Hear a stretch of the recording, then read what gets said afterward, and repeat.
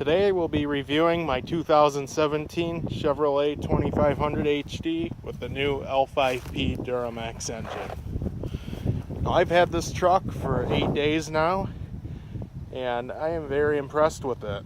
Put a little over 800 miles on it, and it's done flawlessly. I've taken it off-road, and for a big heavy diesel truck, I believe these trucks scale in at around 7,800 pounds. Does very well. Just like any diesel truck, the front end tends to sink, but if you put some load in the rear to even it out, then it does a lot better. Now, this truck does have the ram air, which is functional. It acts like a cold air intake, and basically it has a water separator, and then the air gets routed right here. That's where the air box sits. With this system and the upgrades they did to the Duramax, they were able to get 445 horsepower, 910 foot-pounds of torque out of this engine, which I believe would be measured at the flywheel. Nonetheless, it is still really impressive for a stock truck. Now, one thing I'm not a fan of is this air dam in the front. I feel like it hangs down way too low, especially for a truck that's used in a vocational field. I do a lot of excavating work, some farm work, and I think modification will be coming very soon as an off-road bumper, because as it sits, you probably only have about 7 inches of clearance in the front. This truck has 20-inch rims on it, which I actually am a fan of. First, I didn't think I would be, but I really like the looks of it now. This has Goodyear Wrangler tires. Now, personally, I'm not a fan of Goodyear tires, but these have done pretty well so far. We'll see how they hold up, because the main complaint I have with them is they don't seem to hold up. But if they do wear out, I'll probably just go get some Michelins. I don't think I'll get a mud grappler tire or anything like that for my main set, just because I do go down the highway a lot. Sometimes I take trips out of state, so I would not want a tire like that for those long trips.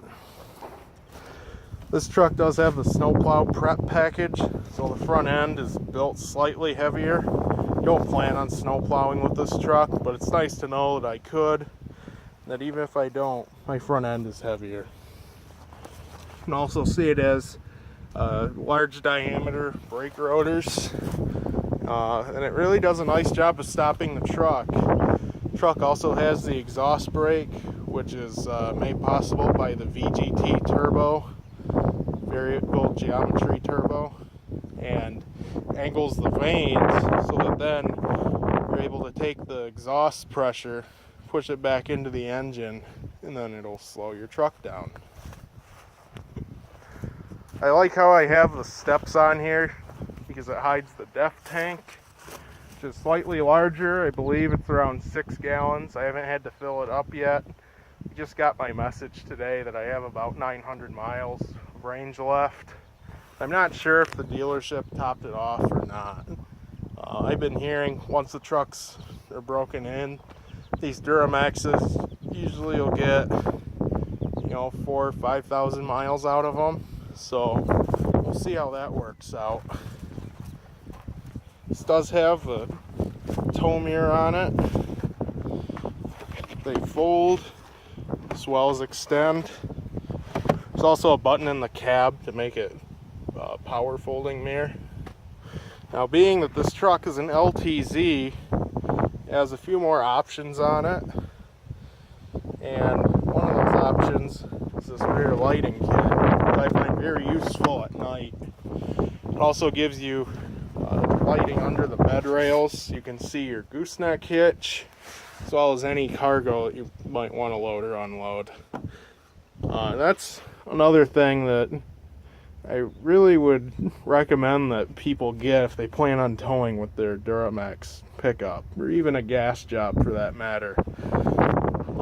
GM started offering these factory gooseneck hitches, and they also have the wiring already built in.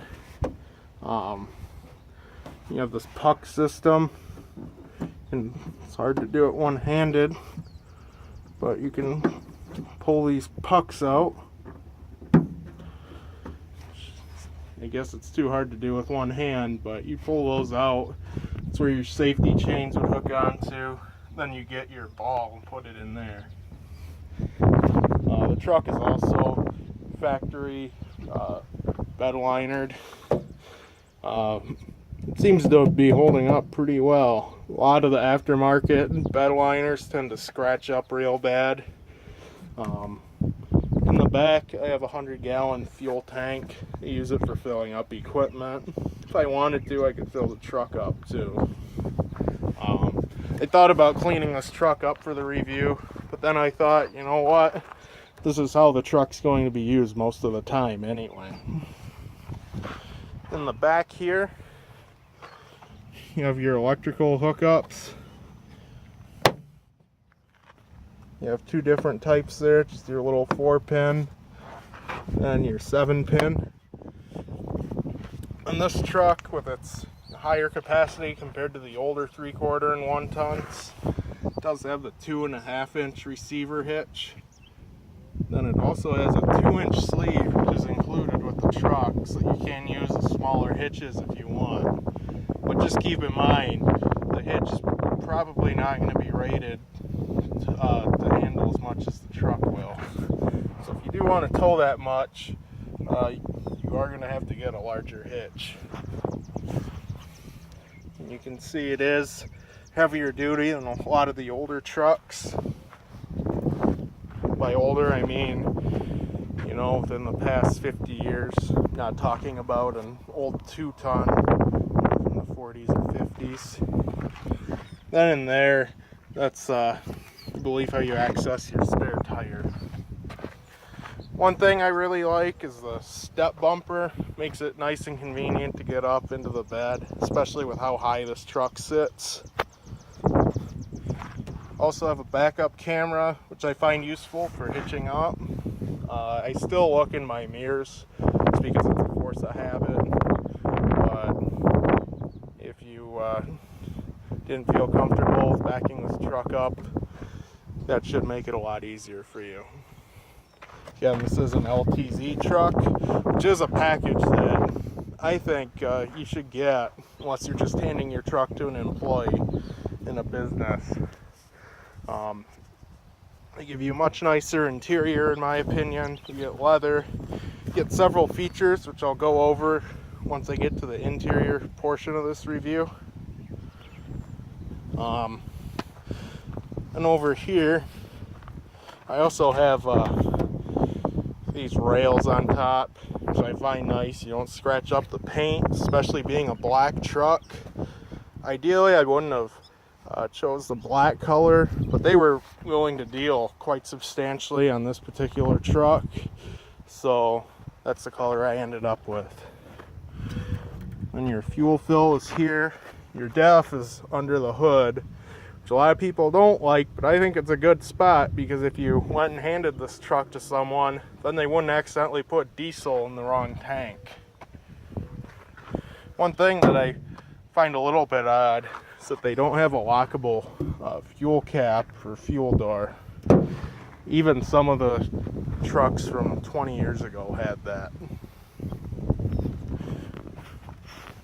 Now they put this coating on the bottom of the panels.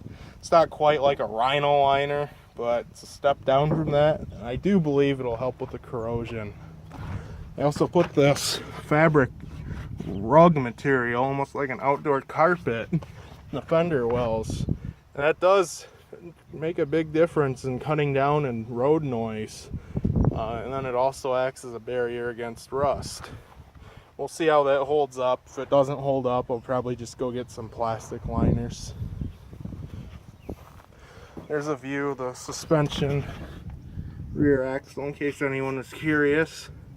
This is a fully boxed frame too, which I'm a fan of, on a pickup at least. If I were trying to fit bodies to it, you know, making a service truck, ambulance, anything like that, I might not be. But for what this is, I'm a fan of it. It doesn't have the overload spring like the 3500 HDs, but besides the gross weight, which is more of a politics thing than anything, there's really no difference between a GM 3/4 and 1 ton other than the overload spring. So if I put a set of airbags on it, I would essentially have a 1 ton. We'll just do final walk around of the truck. One thing I might also do is put clearance lights on the top. I like the looks of them. And technically by law, if you're towing a trailer that's a certain width, you're supposed to have them. But if it's too much of a hassle, then I might not do it. I like how with the 2015 and up body style, they went with more of a clean look on the hood instead of these plastic trim pieces. It's have a chrome emblem that says Allison Duramax.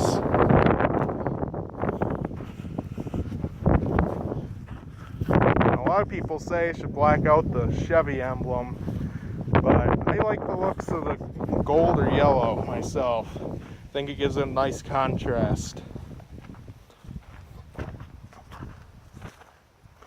Now I will be doing part 2 for the interior.